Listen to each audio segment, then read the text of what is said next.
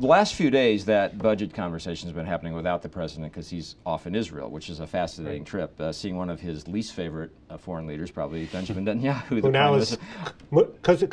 Now right? they became buddies, bosom buddies, and it was fascinating because I think most importantly they came out and at least faked very well agreement on the crucial issue that had been dividing them, which was the Iranian nuclear threat. You know, you had essentially Barack Obama saying we've got Israel's back on this subject, and Benjamin Netanyahu, the Israeli prime minister, saying I'm convinced now this guy, the president, is not going to let Iran get a nuclear weapon.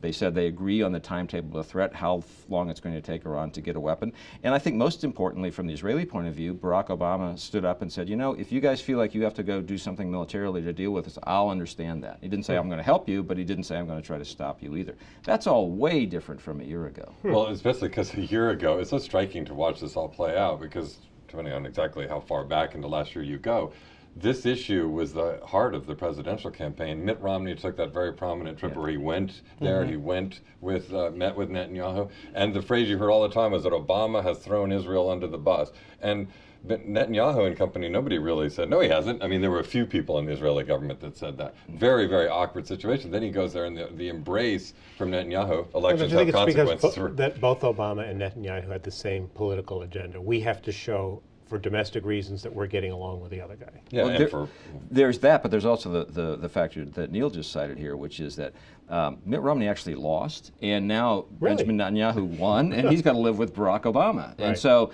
you know, it was once kind of dynamic when I think the prime minister could play toward the potential of a different American president. Now he's much more reliant on Barack Obama, and he's a politician. He knows that. He's going to have to learn to live with it. But I also think that Barack Obama moved toward him a little bit. He was much more hawkish on the Iranian thing. He was not talking the Netanyahu game on peace with the Palestinians, however. He gave a speech that was basically an invitation to the Israeli people to put pressure on Benjamin Netanyahu to get back into the peace process with the Palestinians. I suspect that didn't go over quite as well in the Prime Minister's office. And what about Syria?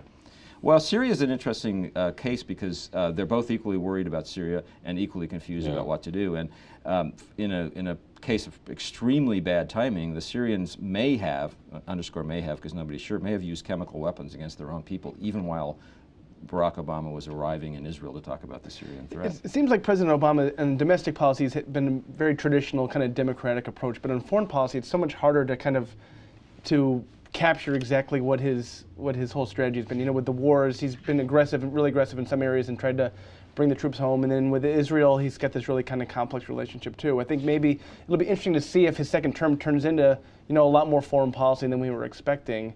And not reactionary kind of war type stuff, but diplomacy and trying to smooth out. You know, it's funny, just having celebrated, if that's the word, I think it certainly isn't, the 10-year anniversary this week of the start of the Iraq War. I mean, you look back, I look back at a bunch of the front pages that, you know, the museum and the clarity with which we were able as a country, for better or worse, to see things then. That, I mean, in war, in part, that war shattered that clarity, and Obama's had to inherit a world that's just so much more complicated. Well, next week, Barack Obama's back. I think we start to get some more clarity on other issues, immigration in particular, maybe a little bit more on some of those budget issues we've been talking about. Hope you'll join us again on Seib and Wessel.